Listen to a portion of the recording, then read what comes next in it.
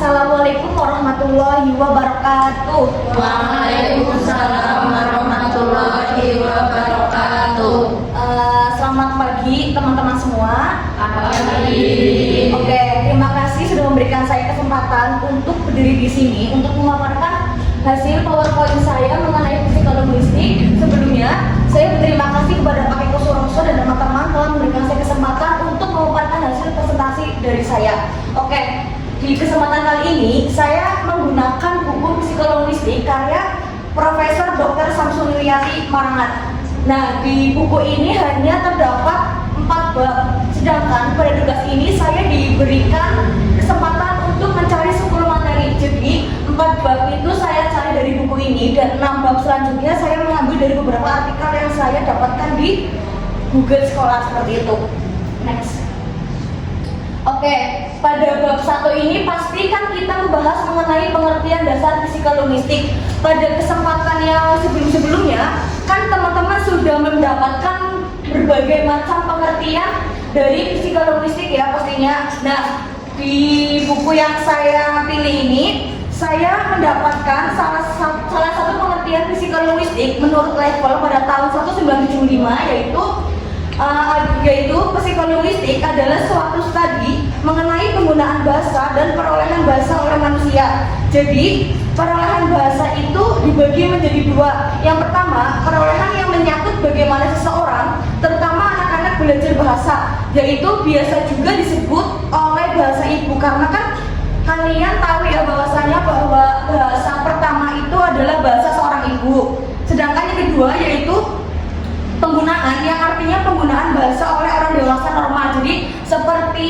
kita sekarang ya, kita menggunakan bahasa itu yang diperoleh dari kita anak-anak yang lama-lama akan berkembang menjadi sebuah bahasa yang lebih berkembang. Oke, level ini kemudian membagi menjadi 3 psikolinguistik, yaitu ada psikolinguistik umum, perkembangan, dan terapan.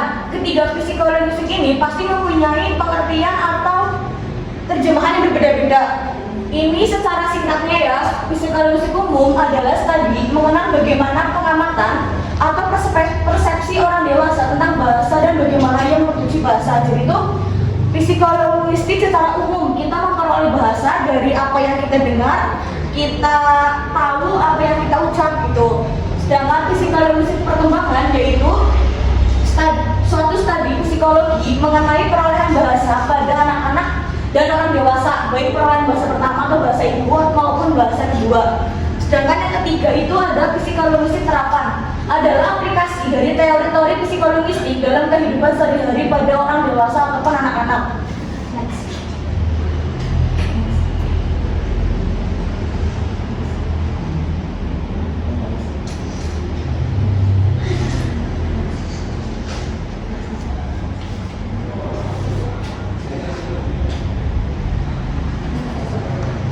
Oke, selanjutnya itu kita akan membahas mengenai psikolinguistik umum. Jadi kan sudah dipaparkan mengenai pengertian secara singkat ya mengenai psikolinguistik umum. Jadi di bab 2 ini kita akan membahas lebih lanjut mengenai psikolinguistik umum. Jadi pada psikolinguistik umum ini kita belajar juga mengenai fungsi bahasa secara umum, yaitu bahasa sebagai alat untuk menyampaikan informasi. Yang kedua, bahasa sebagai alat untuk menyatakan perasaan dan emosi. Yang ketiga, bahasa sebagai alat untuk mempengaruhi orang lain. Dan yang keempat, bahasa sebagai alat untuk berinteraksi sosial. Mengenai fungsi bahasa ini,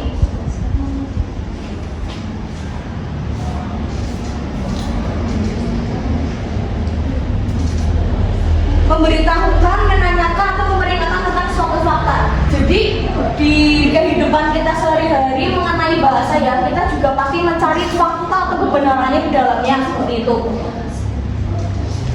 Dalam hal ini pembicara mengharapkan bahwa lawan bicaranya dapat menangkap atau mengerti fungsi dari kalimat yang diucapkan pembicara tersebut. Seperti yang sudah dicantumkan ada 4 fungsi bahasa ini. Jadi kan komunikasi itu pasti kan 2 arah, pembicara 1 dan pembicara 2. Jadi kita harus saling mengerti apa yang kita obrolkan seperti itu. Selanjutnya ada aspek penting dalam fungsi bahasa, yaitu ada 3, speech art, proportional content, dan thematic struktur.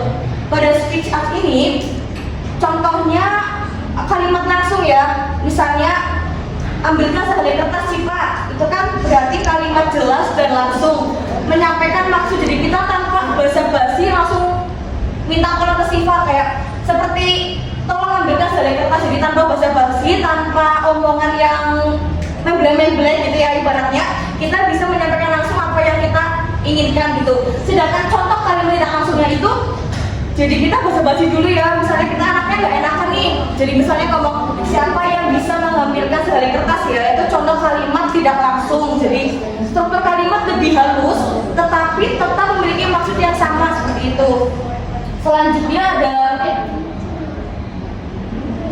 tematik struktur, adalah penilaian tentang keadaan mental, yaitu menastet pendengar pada saat seseorang berbicara.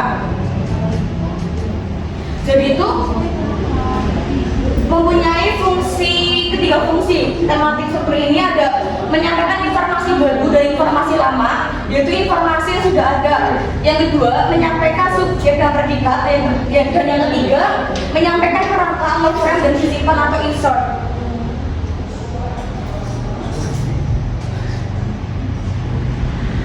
Kalau proportional content itu berarti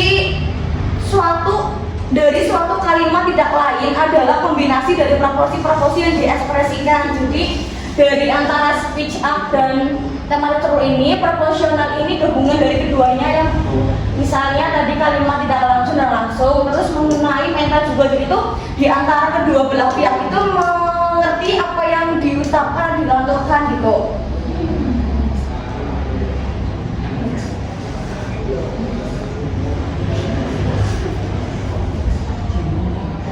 Selanjutnya ada psikolinguistik perkembangan.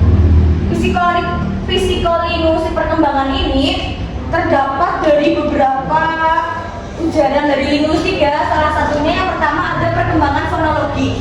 Pastikan teman-teman sudah belajar yang namanya fonologi ya. Fonologi itu adalah suatu studi sistem bunyi dalam bahasa. Jadi perkembangan fonologi pada anak-anak adalah proses kompleks yang melibatkan pembelajaran aturan bunyi dan pengucapan kata.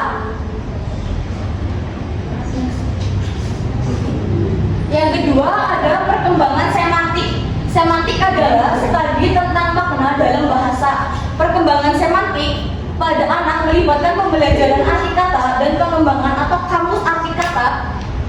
Asumsi dasar mempelajari makna, bahasa untuk komunikasi dan bahasa dalam konteks. Selanjutnya ada perkembangan sintaksis. Perkembangan sintaksis adalah studi tentang bagaimana kata-kata digabungkan untuk membentuk frasa dan kalimat.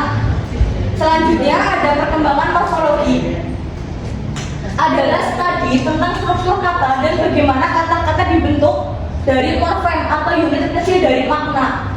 Perkembangan morfologi adalah proses penting dalam pemerahan bahasa anak.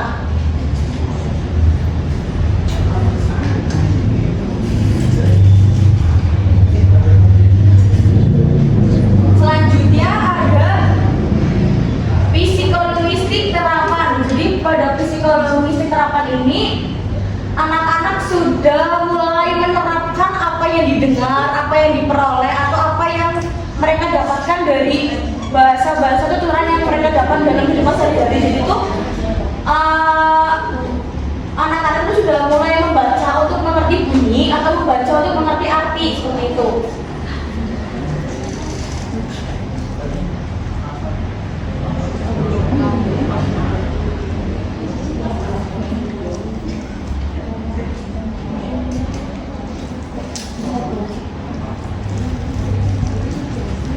Oke, pada materi selanjutnya saya akan membahas mengenai beberapa artikel yang saya dapat dari Google ya, seperti itu. Karena pada materi sebelumnya hanya terdapat 4 hal saja, dan kurang lebih materi yang saya sampaikan itu juga sama seperti teman-teman yang sudah presentasi pada kesempatan sebelumnya, seperti itu. Nah, pada Artikel yang pertama itu ada berjudul Pemerolehan Bahasa dalam Perspektif Psikolinguistik dalam Al-Quran dan Al-Quran. Jadi kan yang kita ketahui ya bahwasanya anak itu mendapatkan bahasa pertama itu dari bahasa seorang ibu. Tetapi juga tanpa kita sadari, Al-Quran itu merupakan bahasa yang mungkin pokok bagi anak-anak, terutama umat muslim ya, bahwasanya sudah dari dalam kandungan sudah diajarkan atau disetelkan murotal Al-Quran yang mungkin nanti anak-anak yang ada di dalam kandungannya itu mendengarkan lantunan ayat suci Al-Quran. Jadi tanpa kita sadari pun dari sejak dalam kandungan pun kita sudah belajar namanya bahasa. Salah satunya dari Al-Quran yang disetelkan kepada kita gitu. Nah, pada pengenalan bahasa ini karena proses yang dialami dari manusia dalam belajar bahasa. Seperti yang sudah saya katakan tadi bahwasanya kan Al-Quran merupakan kitab suci umat Islam ya. Pasti kalian sudah diajarkan Al-Quran sejak di dalam kandungan, meskipun hanya disetelkan lantunan potongan-potongan yang itu saja. Misalnya nih, kalian pengen anaknya ganteng gitu kan, biasanya ada Al-Quran yang menjelaskan bahwasanya mengamalkan surat Yusuf seperti itu. Nah, siapa tahu dengan disetelkan surat Yusuf itu anaknya menjadi ganteng, menjadi cantik, jadi kayak sambil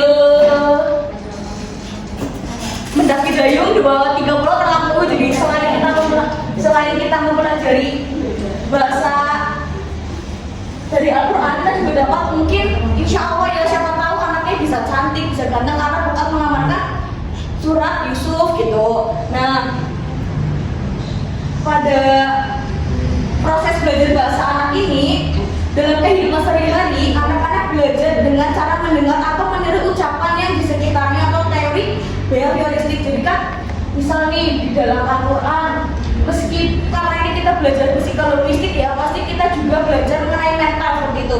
Bahwasanya Allah tahu kan ya teman-teman, Allah memberikan mukjizat kepada anak-anak yang mungkin terlahir tidak sempurna, mungkin ya tidak bisa melihat, tidak bisa mendengar, tapi mereka bisa mengerti apa yang ada di dalam Al-Quran seperti itu. Nah, jadi kan selain kita mengajarkan Al-Quran sejak dini, mungkin nanti amit-amitnya anaknya terlahirnya tidak sempurna, tapi kan kita sudah membekali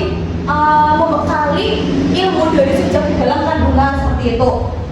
Jadi Al-Quran ini benar-benar ngebantu banget ya buat bapak ibu yang mungkin ingin anaknya terlahir yang anak soleh dan soleha. Jadi meskipun kita berbicara seperti ini setiap hari melanturkan bahasa ujaran yang mungkin anak-anak sudah pasti mengenalnya nanti dari lingkungan sekitar, tapi Al-Quran ini belum tentu diajarkan oleh orang lain, karena sebagai Al-Quran, sebagai orang tua kita harus mengajarkannya sejak di dalam kandungan, sejak dini gitu.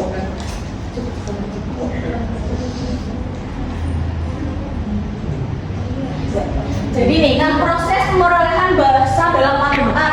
Al-Quran menjelaskan bahwa manusia memiliki potensi untuk berbahasa yang diberikan oleh Allah. Jadi anak-anak itu meskipun kan biasanya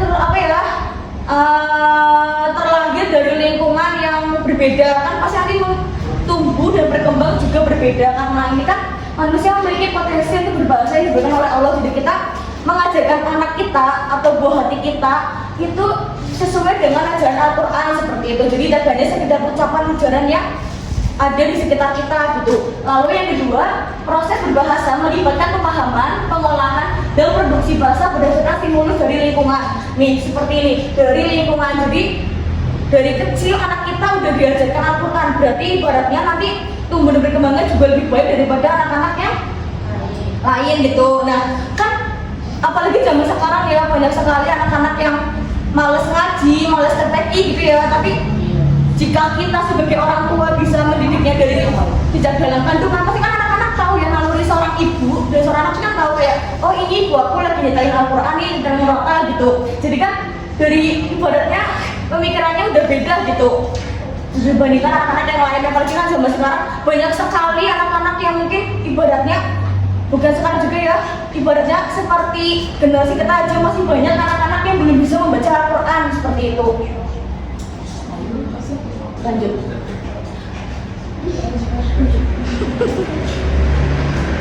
Selanjutnya, pemerahan bahasa pertama sebagai dasar pembelajaran bahasa kedua kajian psikolinguistik. Oke, yang kita ketahui kan bahasa pertama itu adalah bahasa seorang ibu.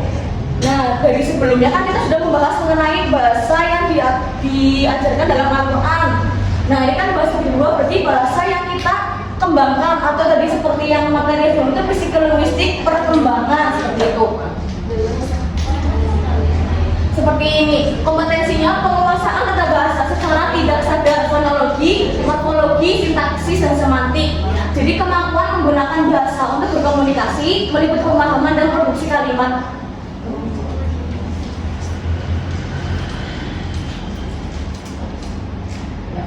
Oke, yang kita tahu mengenai teori-teori pemrolehan bahasa ada 3, yaitu teori behaviorisme, kognitif, dan aktivisme. Behaviorisme itu menekankan pada penguapan dan respon terhadap stimulus, sedangkan kognitif itu menyatakan bahwa perkembangan bahasa terkait dengan perkembangan kognitif, sedangkan aktivisme menganggap bahwa anak dilahirkan dengan kemampuan bawaan untuk belajar bahasa.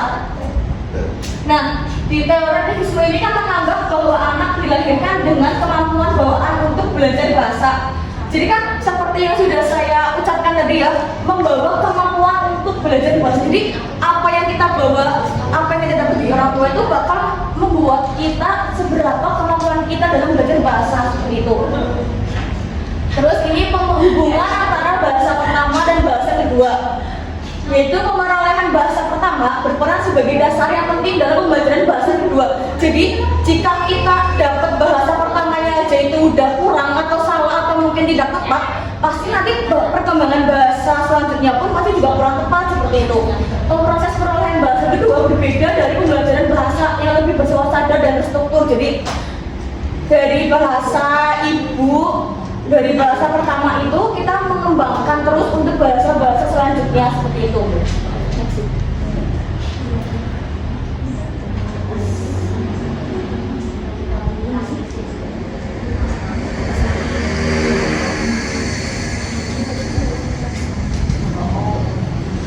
Selanjutnya, urgensi mempelajari psikologisnya terhadap pembelajaran bahasa. Oke, saya akan ulas sedikit mengenai pengertian psikologistik adalah ilmu yang mempelajari bahasa, mempelajari hubungan antara bahasa dan proses mental, mengembangkan aspek linguistik dan psikologi untuk memahami bagaimana bahasa dipelajari dan digunakan. Oke, yang kita ketahui sekarang ya, apalagi ibaratnya gensi ya, pasti kan kita harus mempunyai mental health yang berbeda-beda kan setiap anak itu. Jadi tuh dalam psikologi musik ini kita juga belajar mengenai mental juga ya. Selain belajar berbahasa, kita juga bisa mengkaji sebuah mental yang dialami oleh anak-anak gitu.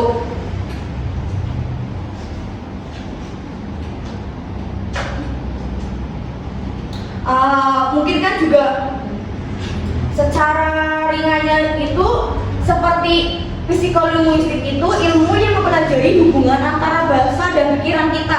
Jadi apa yang kita pikirkan pasti akan kita ucapkan gitu. Meskipun kebanyakan orang biasanya ngomong dulu baru mikir, bukan mikir baru ngomong gitu kan. Jadi ibaratnya psikolinguistik itu seperti itu.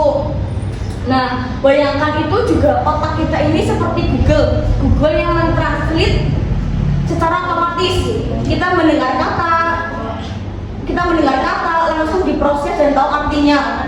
Contohnya saat mungkin kita melihat status WhatsApp, status Instagram orang lain atau teman kita, itu pasti otak kita langsung bekerja. Oh, ini maksudnya seperti ini. Oh, aku tahu nih nyindir siapa. Oh, aku tahu nih maksudnya gimana gitu. Meskipun kita masih berandai-andai atau berangan-angan bahwasanya story yang diucapkan itu, yang dibuat itu seperti tebal tuh kenyataannya belum tentu seperti itu. Jadi itu belum tentu sesuai dengan apa yang terjadi gitu. Lalu bisa juga lidah kita merasa keseleo saat mengucapkan sesuatu, atau tiba-tiba lupa sama nama temen yang baru kita kenal kemarin. Misalkan seperti contohnya Nabila ya. Nabila itu kemarin membuat video promosi Elmikrans, tapi bukan keseleo ya ngomongnya El Krami gitu kan, terus termasuk kesleo juga lidahnya itu menjadi salah satu contoh. Jadi harusnya yang keras mungkin karena lidahnya Nabila kesleo ngomongnya el krami gitu, meskipun itu salah tapi itu sangat wajar ya, karena kan kita nggak tahu bahwasanya apa yang kita ucapkan itu ternyata salah gitu. Jadi psikologi itu seperti detektif bahasa, kita mengamati bagaimana otak kita memproses kata-kata, kalimat, dan percakapan sehari-hari. Seperti Nabila salah ngomong keras kan kita otaknya tahu itu salah pemikirannya, kita kan itu salah kan keras malah krami gitu. Lanjut sih.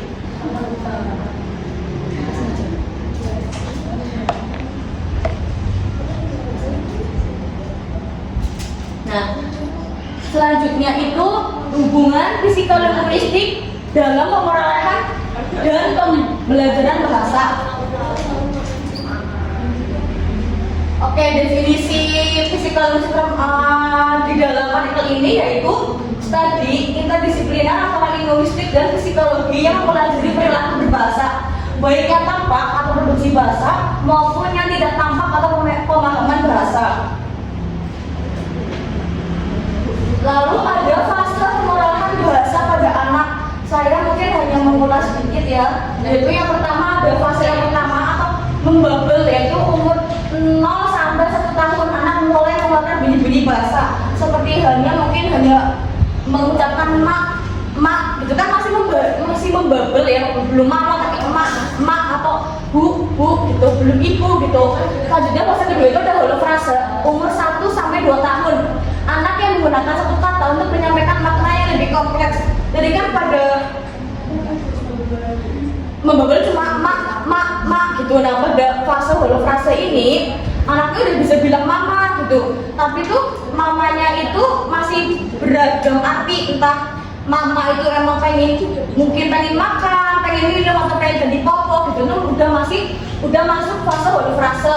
Terus holofrase ketiga itu fase ucapan 2 kata umur 2 sampai 2,6 tahun. Anak mulai menggabungkan 2 kata untuk membentuk kalimat sederhana. Misal nih udah mulai bisa membentuk kalimat ya, misalnya minta mainan kayak itu, jadi mereka udah bisa berpikir bahwasanya memilih mainan yang mereka mau. Kalau misalnya sebelumnya kan cuma kayak dikasih apa ya udah diem gitu. Kalau fase ketiga ini udah bisa berpikir bahwasanya apa yang dia mau harus diturutin ibaratnya gitu. Nah, pada fase keempat ini permulaan tata bahasa 2,5 tahun sampai 3 tahun anak mulai menggunakan struktur kalimat yang lebih kompleks.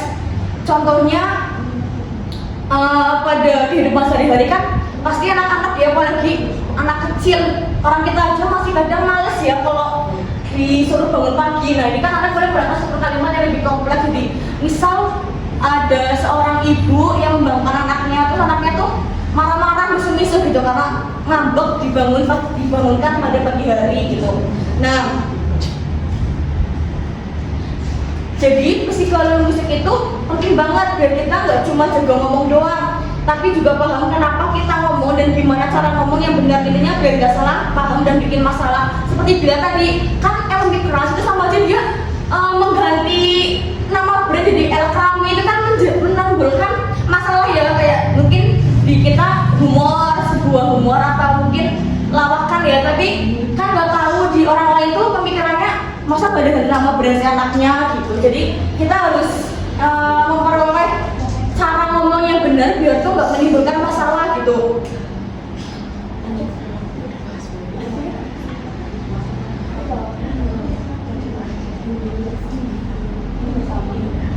Oke, yang terakhir itu ada judul pengembangan buku pembelajaran bahasa Indonesia bermuatan kesantunan berbahasa lintas budaya, ancaman psikologi pendidikan. Jadi apalagi kita sebuah mahasiswa bergabung studi pendidikan ya, pendidikan bahasa dan sastra Indonesia. Jadi artikel ini membahas pengembangan buku pembelajaran bahasa Indonesia yang mengintegrasikan kesantunan berbahasa lintas budaya dengan pendekatan psikolinguistik. Fokus utama penelitiannya adalah karakteristik tindak tutur dalam konteks kesantunan berbahasa seperti implikasinya dalam pendidikan bahasa. Apalagi kita seorang calon pendidik ya, bahwasanya suatu cara kita ngomong sesuatu, cara kita berbicara itu pasti akan dilihat atau bahkan ditiru oleh peserta didik. Jadi kita harus belajar berbahasa yang benar, apalagi kita juga salah satu prodi yang ada sastranya gitu. Jadi kita juga harus berbahasa lintas budaya, pendekatan psikologi itu lebih benar gitu. Jadi menunjukkan bahwa kesantunan berbahasa itu dipengaruhi banget sama budaya dan sosial. Jadi misalnya kita kan berbicara dengan orang yang lebih tua, pasti kan kita mempunyai kesantunan berbahasa yang berbeda dengan cara kita ngomong dengan teman sebaya kita. Misalnya kita ngediko dengan promo inggir, ngediko dengan promo alus, beda sama temennya paling bahasa ngoko aja, bahasa apa aja udah masuk gitu. Jadi kita sebagai calon pendidik, apalagi dari bahasa dan sastra Indonesia, kita harus memiliki kesantunan dalam berbahasa gitu. Misalnya kita ngomong ke teman, ayo kamu wis madang cip, itu kan udah biasa ya, tuh ada cip. Masa ya ke orang tua kamu wis madang, kan gak mungkin. Jadi kita harus belajar berbahasa sesuai dengan apa yang seharusnya gitu. Terus kan tanya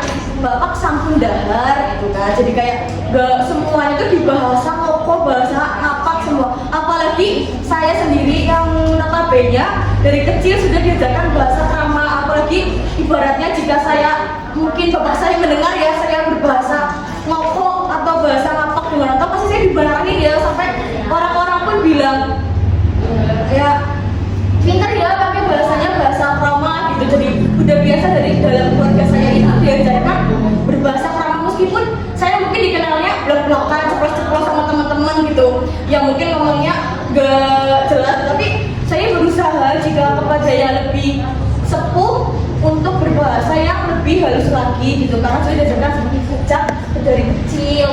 Jadi hasilnya itu kan ditemukan bahwa kesantunan berbahasa sangat dipengaruhi oleh konteks budaya dan sosial. Seperti yang sudah saya bahas tadi sebelumnya, bahwasanya lingkungan itu sangat berpengaruh dalam kehidupan kita. Misal dari kecil kok anaknya diajarin bahasanya bahasa apa, banyak loh yang kayak gitu, kayak misalnya gak bisa berbahasa inkrama pun juga banyak di saat ini. Misalnya ngomong ke orang tua pakai bahasa ngapak, bahasa ngapa tuh banyak, kayak karena emang dari kecil itu nggak diajarkan untuk berbahasa krama. Karena emang jujur untuk belajar bahasa krama itu sesusah itu dan sesulit itu kalau tidak diajarkan sejak kecil.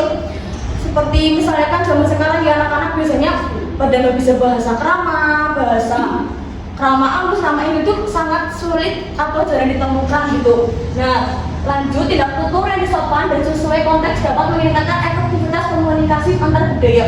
Jadi kan lebih enak ya kalau misalnya kita komunikasi sesuai dengan apa yang kita ucapkan itu pas loh sama lawan bicaranya, sama lawan komunikasinya gitu.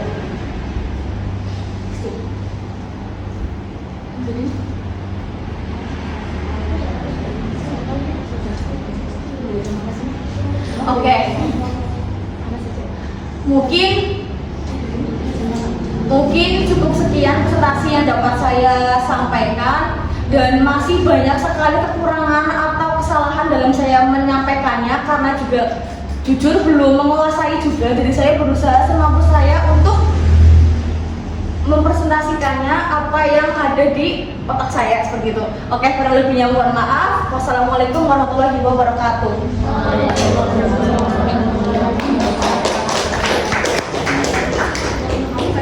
Oke, mungkin dari teman-teman ada yang ingin berdiskusi atau kita mau ngobrol lebih lanjut mengenai mungkin pembahasan yang sudah saya sampaikan. Untuk waktu dan tempat saya persilahkan.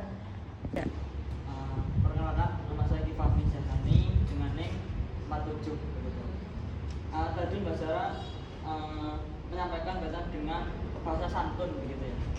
Mungkin saya ingin bertanya, sampai mana sih bahasa santun ketika itu dibawa kepada kritik begitu? Misalnya dikontekstualisasikan pada demo begitu. Demo di gedung DPRD, adanya mahasiswa dan juga lawannya adalah anggota dewan begitu. Apakah harus ada sopan santun ketika mahasiswa itu mendemo ke DPRD ataupun ke pemerintah begitu ya? dengan adanya bahasa kritik ataupun mereka itu mengembara, dia itu akan memancing emosional bagi para demonstran begitu sih mungkin batasnya sama apa, dan apakah bahasa kritik ini harus diucapkan dengan cara yang santun begitu. Terima kasih. Oke, saya menjawab pertanyaan yang sudah Mas Eki ajukan. Sambil menunggu mungkin teman-teman masih berpikir pengen bertanya apa. Oke, Mas Eki, kali ini kita diskusi aja ya biar nggak ada kesalahan kesamaan, karena juga saya belum pernah ikut demo, jadi nggak tahu situasi kondisi sebenarnya itu seperti apa di sana gitu kan. Mas Eki yang notabene aktivis kampus banget itu kan udah berkali-kali mengikuti demo, beda sama saya yang belum pernah mengikuti demo. Jadi tadi kan Mas Eki tanya bahwasanya menyampaikan berbahasa santun, ingin bertanya bahasa santun ketika itu dibawa kepada kritik, misalnya di gedung DPR atau pemerintahan pada saat demo gitu. Sebenarnya kalau seperti itu tuh jatuhnya itu ke masing-masing orang ya. Jadi kan ada orang yang sekedar demo itu cuma buat gaya-gayaan doang, ada sekedar yang beneran demo mengutarakan apa ya tujuannya gitu kan pasti kan demo beda-beda. Terus berbicara mengenai berbahasa kritik, masa iya Mas Eki mau demo ngomong ke pemerintahannya pakai bahasa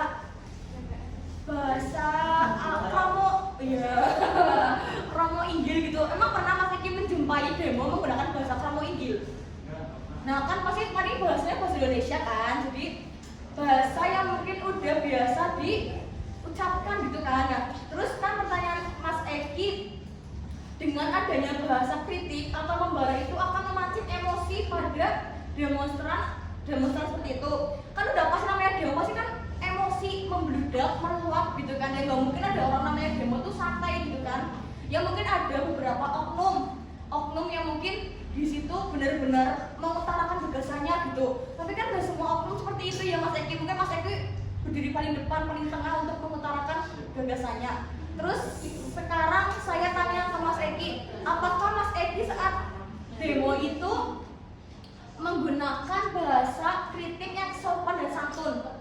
Apakah menggunakan bahasa yang meluap-luap atau seperti apa?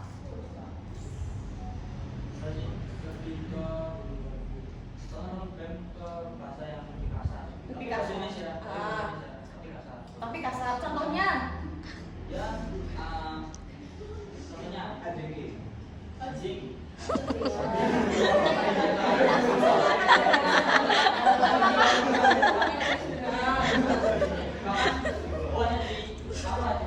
Tapi ketika di kampus pun ada pejabat kampus begitu ya, dia rektor dan seterusnya, dia mengatakan seperti itu. Anjing gitu.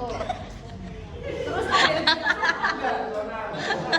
ya intinya bahasa seperti itu. Karena itu oknum ya, pasti kayak gitu apa enggak? Iya. Kan gitu ibaratnya cuma oknum ya. Jadi mungkin kalau Mas Eki bertanya apakah bahasa kritik santun patut untuk dilontarkan pada saat demo, patut saja ya. Kayak mungkin pertama kan ngomong baik-baik dulu, menyampaikan gagasannya, menyampaikan apa yang ingin diutarakan. Cuma kan lama-lama mungkin dari pihak pemerintahannya yang malah responnya tidak sesuai ekspektasi, atau mungkin dari pihak kepolisian yang mungkin menembak atau melempar apa kepada mahasiswa, kan pasti emosi berbludak ya. Jadi menurut saya berbahasa yang sopan itu better aja sih buat digunain buat demo gitu. Mungkin nanti ujung-ujungnya juga bakal meluap. Terus menurut Mas Eki gimana? Apakah saya kurang tepat atau gimana? Silakan Mas Eki.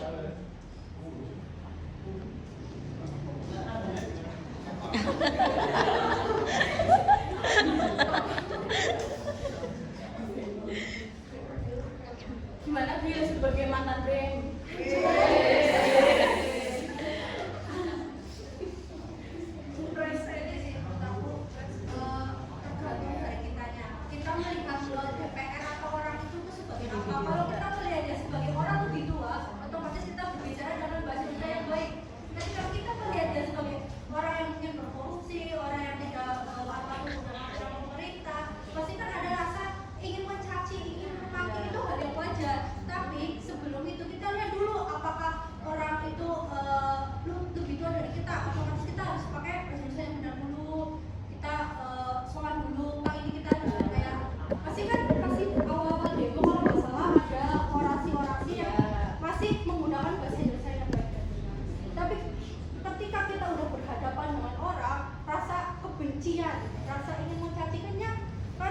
tinggi. Kan sehingga itu menurut saya itu hal yang wajar dan juga terjadi secara spontan.